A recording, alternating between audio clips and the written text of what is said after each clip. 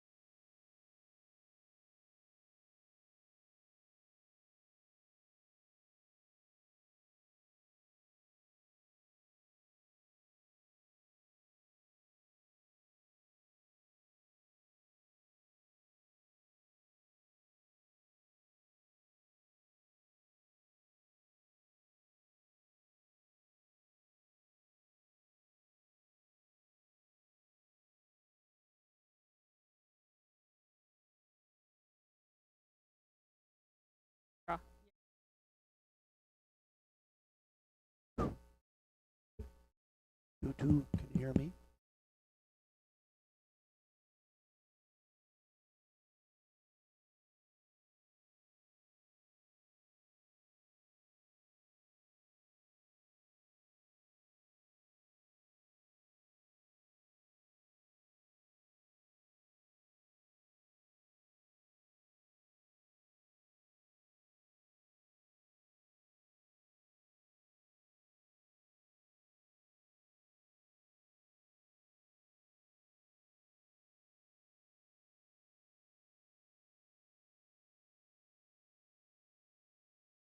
I will add one item.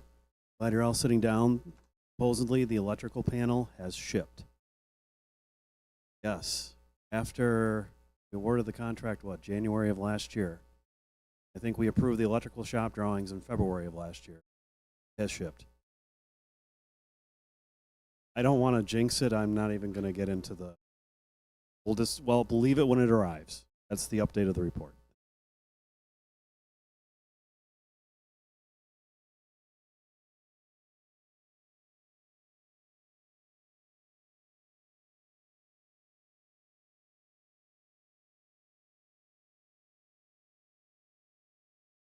We're sitting in the same place that we were when I wrote. Essentially, we're just waiting on restoration for this year's project. So, rains over the weekend obviously set us back a little bit, but I think by the end of this week they should have the restoration done, and I think they're planning shouldering early next week. So we should be done by the end of or by early next week.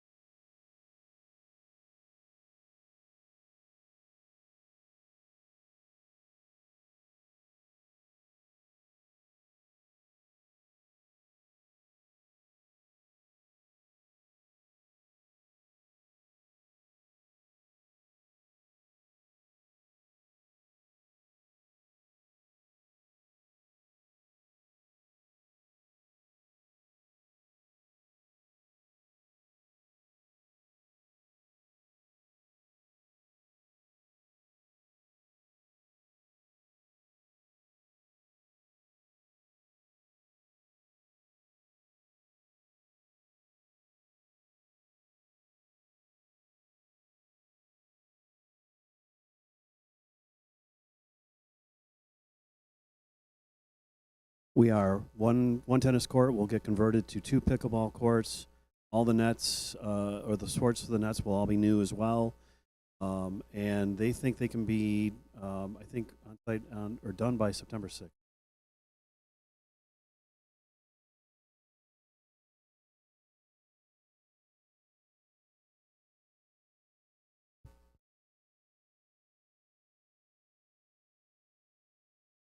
Okay.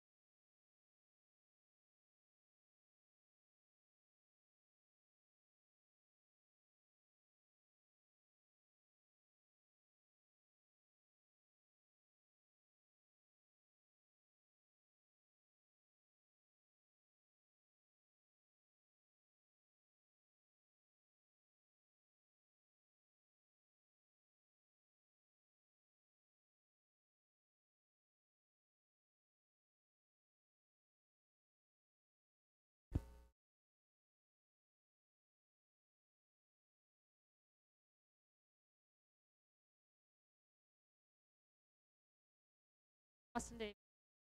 Jeff Goings. Betsy Straw.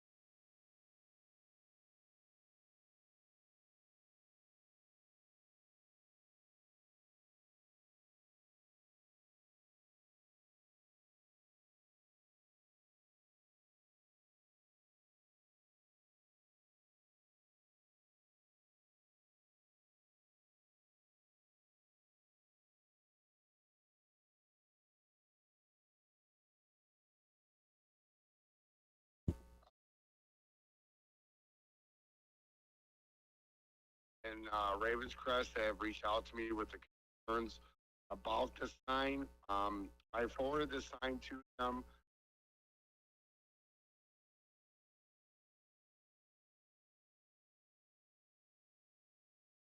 I'll be able to.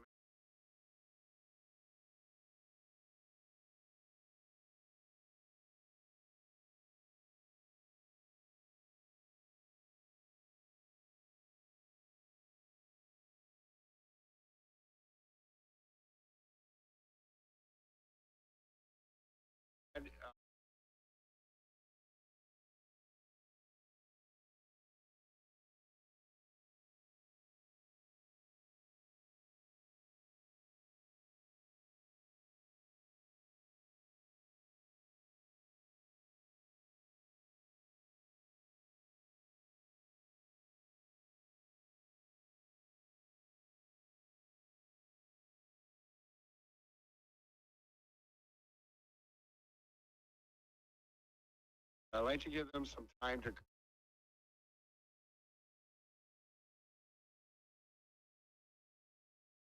Up to you.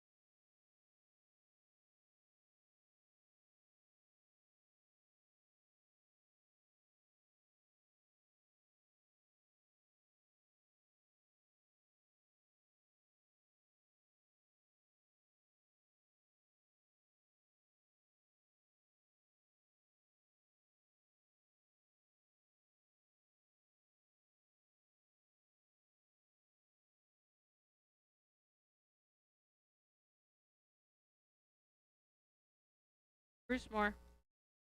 Betsy Straw. Speak. Jeff Goings.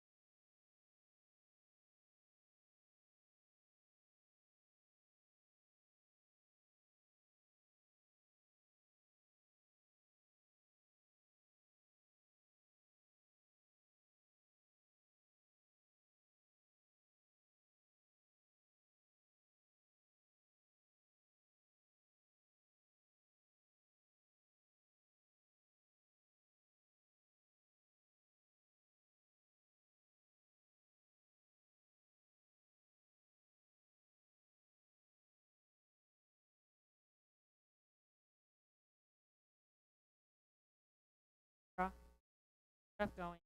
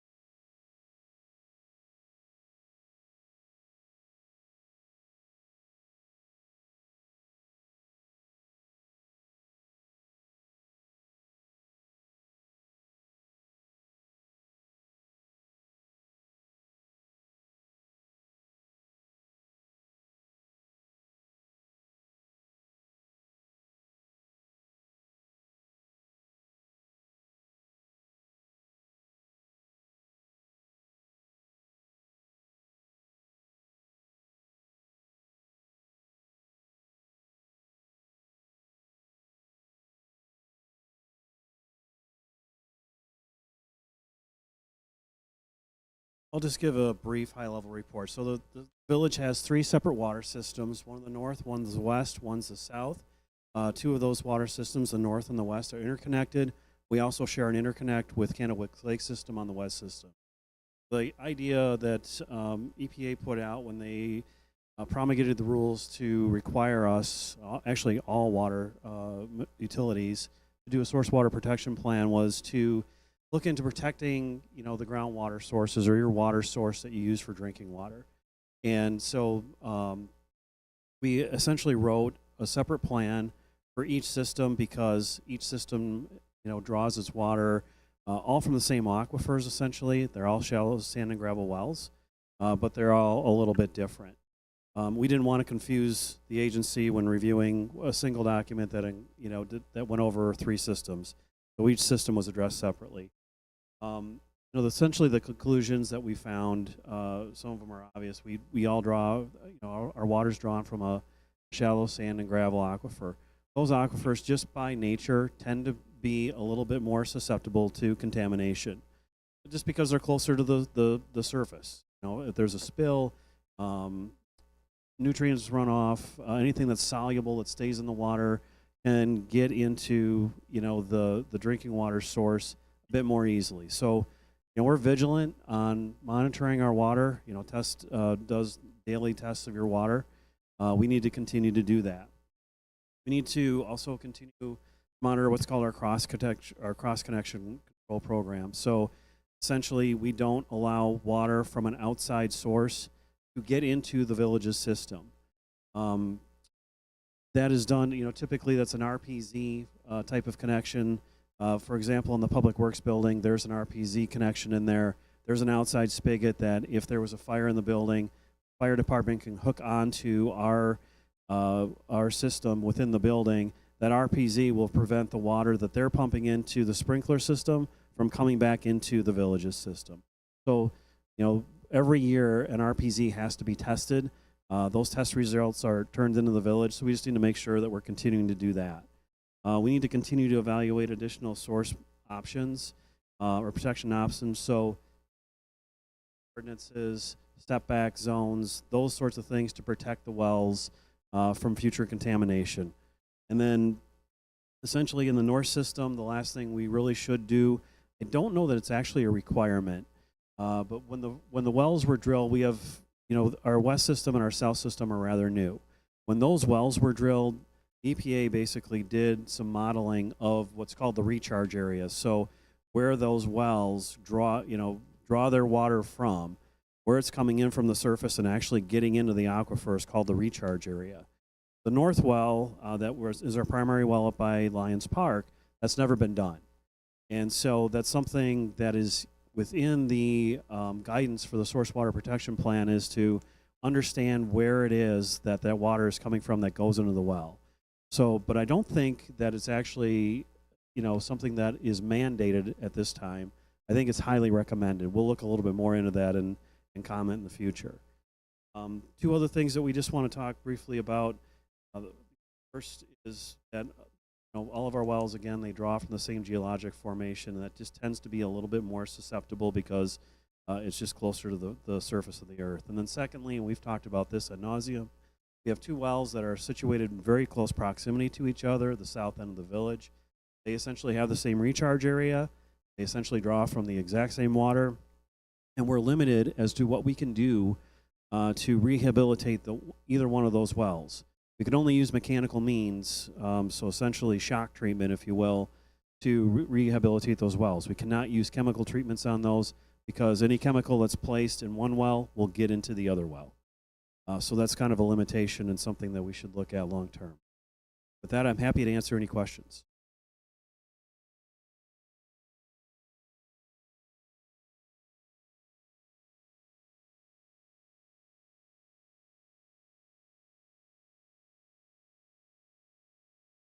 It's a backup well only, but it is it is tested.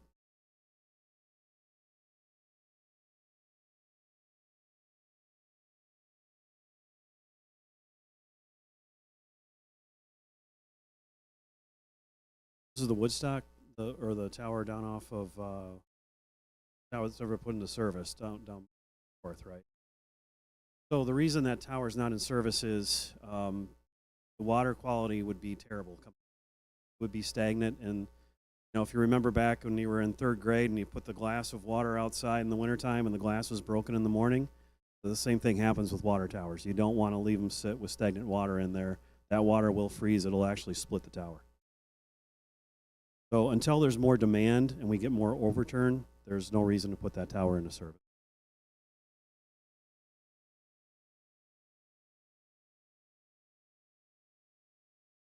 So yeah, I mean, all towers, if you look at the bottom of just about any tower, you're going to see kind of a blackness on it. That's mold. It's just kind of a nature of the beast.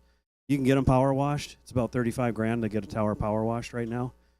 So beauty's in the eye of the beholder, I guess.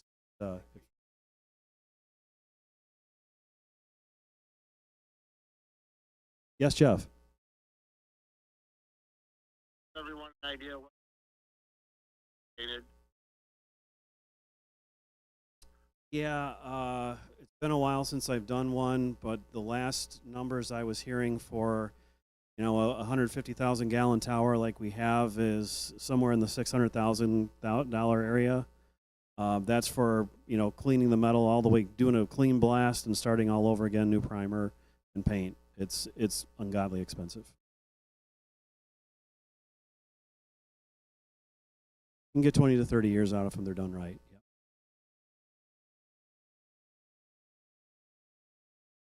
Yeah. Between, I'd say right around 600,000, Jeff.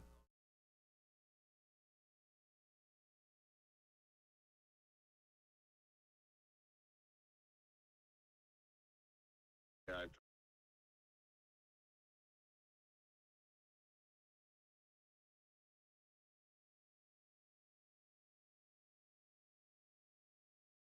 thank you.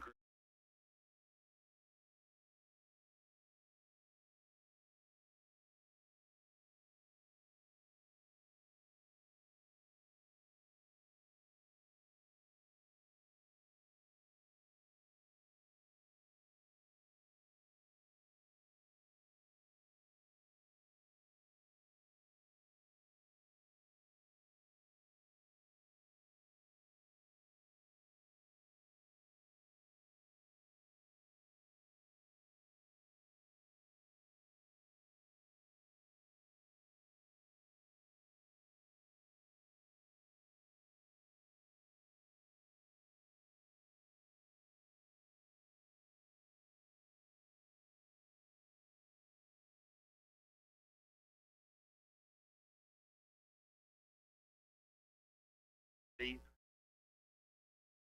know,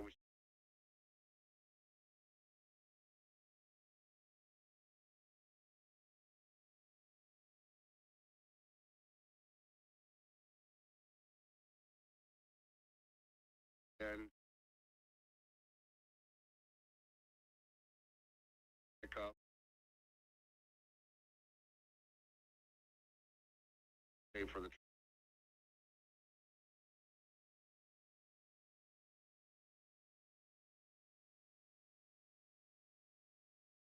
Didn't set a rate at that time. 5 point.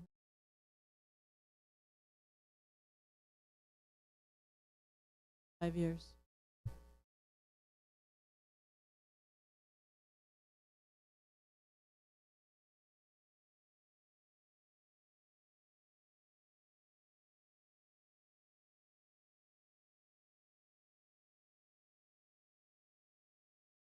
You remember, David said it'd be almost.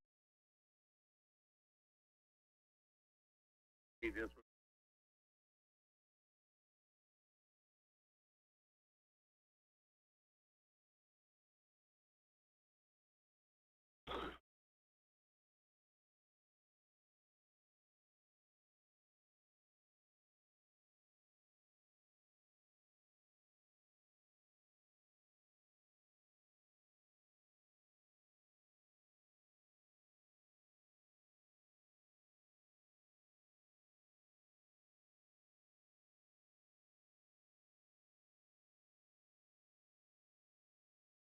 Austin Davis. yes.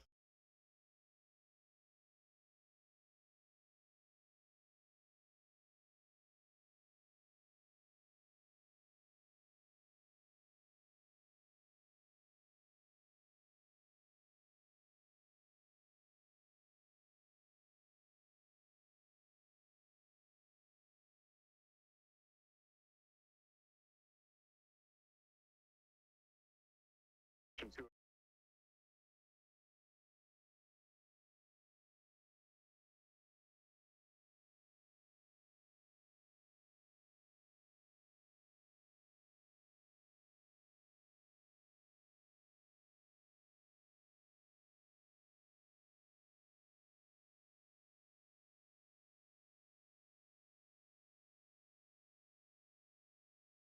Antique. Austin Davis. Owen Castillo.